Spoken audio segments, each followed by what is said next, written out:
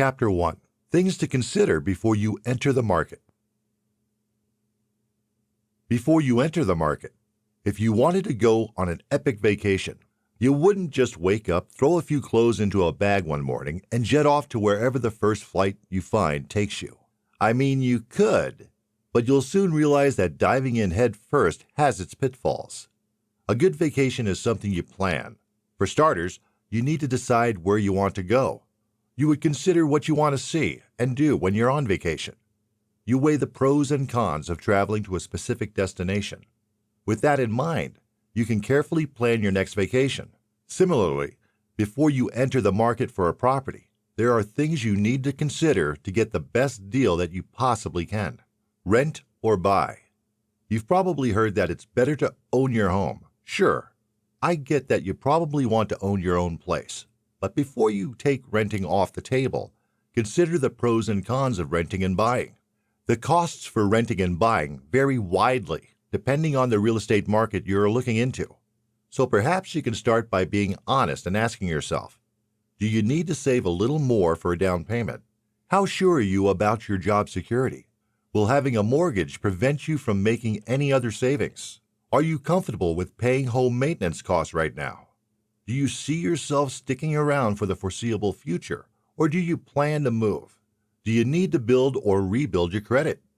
If you answer these questions honestly, you should have a clearer picture of what is possible. Perhaps renting is a good option while you get your ducks in a row. A big benefit of renting is freeing up your money for other things because there are no additional homeowner costs.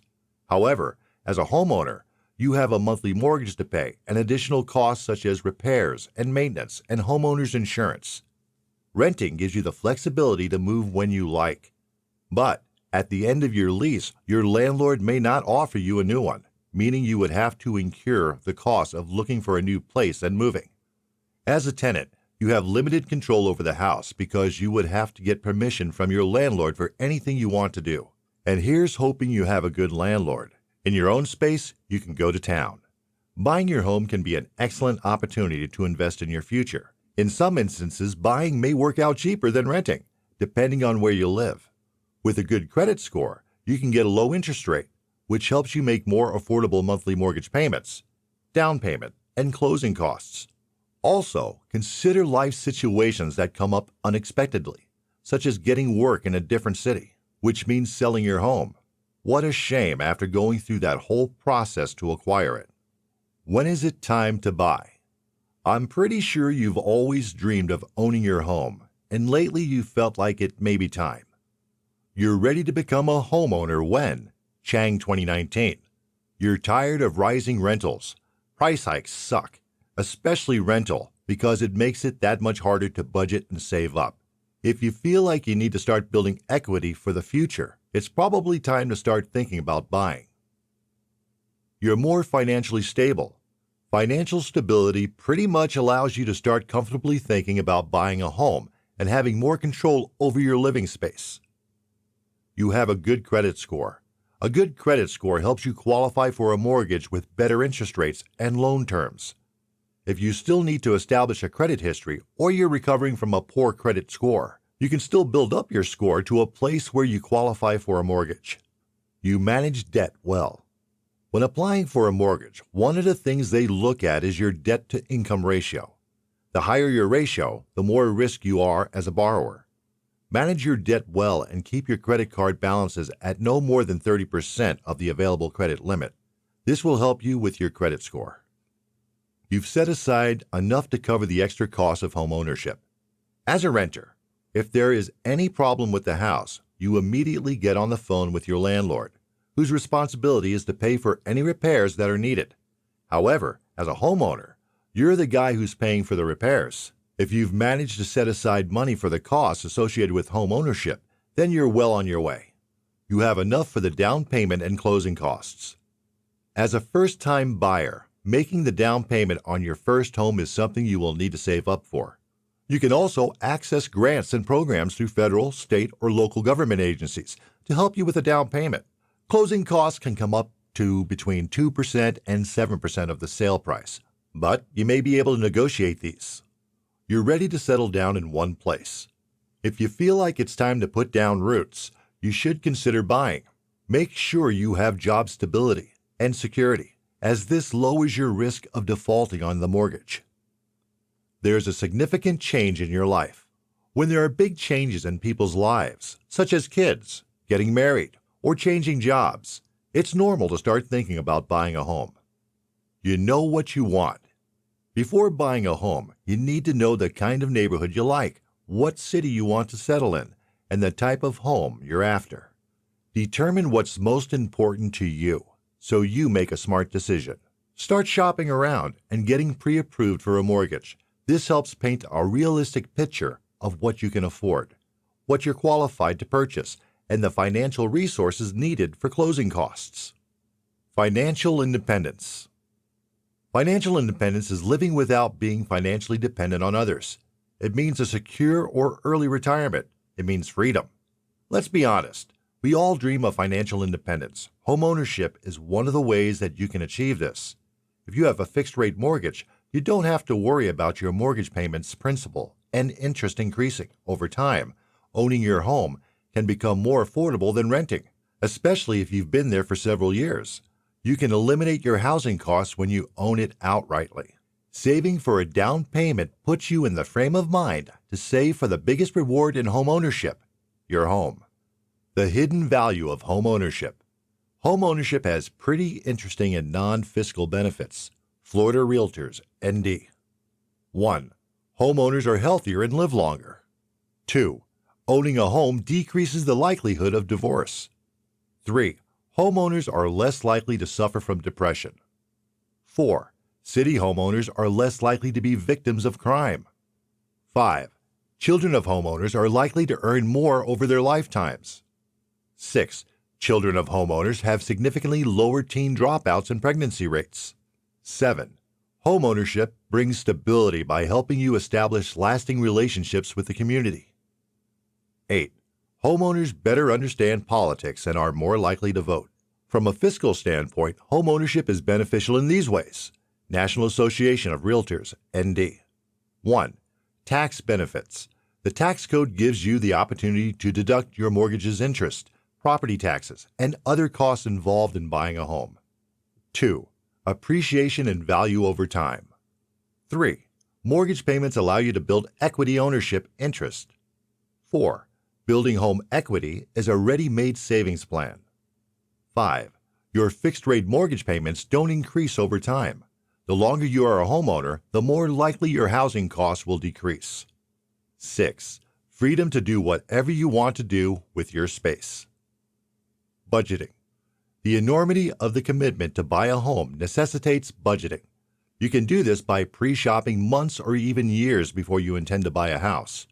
Doing this gives insight into how much homes cost in the area that you would like to buy.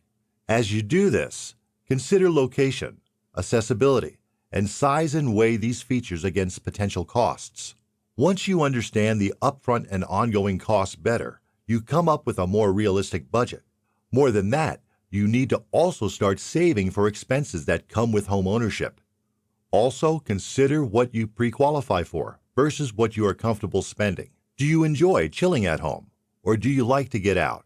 Consider your lifestyle if you want a bigger budget for social events and traveling.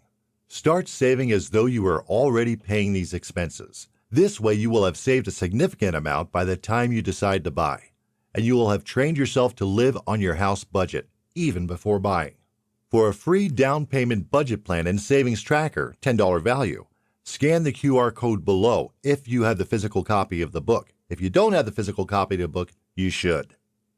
Understanding the market, buyer's market versus seller's market.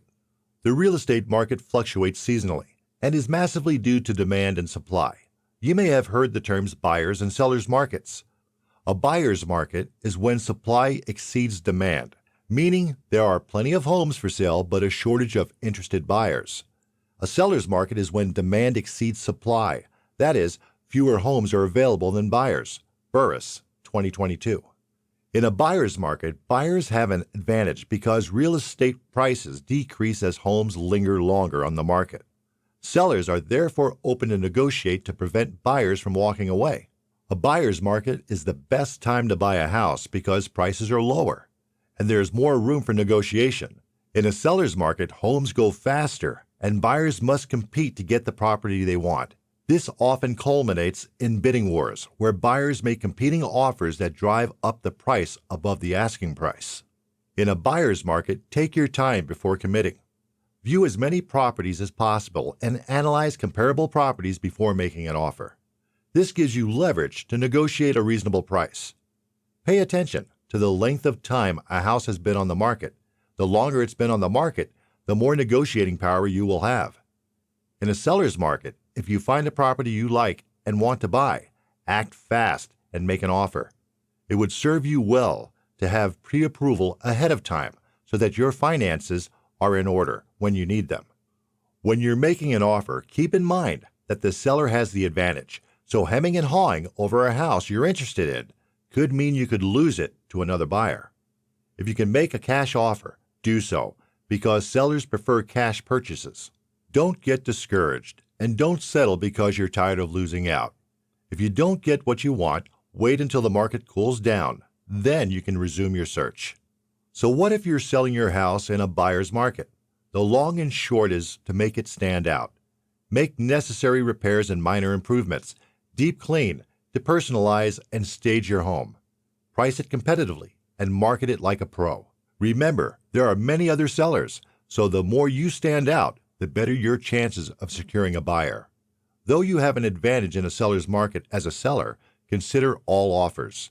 You don't want to accept an unrealistic offer and put your home back on the market if the deal falls through. Ensure that the buyers you are considering have pre-approval, not just pre-qualification. Pre-approval means that the buyer's finances and credit history have been verified, while pre-qualification is just an estimate of the buyer's finances. Be on the lookout for offers with contingencies because they allow buyers to back out of a sale if certain conditions are not met. To determine whether your local area is in a seller's or buyer's market, review the homes that are currently on the market. The more houses there are, your area is likely in a buyer's market. If homes have been selling above the asking price, it's a good indication that it's a seller's market. Market trends are the strongest indicator of a buyer's or seller's market. You can do this by going through market trend reports for the area you're interested in. Home equity. The portion of a homeowner's interest in a home is what's referred to as home equity. With each mortgage payment you make, you're chipping away at the loan's balance, which helps you build equity in your home. Equity can be built if the value of your home increases. Building equity allows you to become eligible for a home equity credit line, which you can use to pay for pretty much anything you need it for, such as those unplanned expenses that pop up. Home equity starts with the current value of the house. Then you subtract the amounts owed on the mortgage and legal claims you have against the house, liens. The difference is your equity.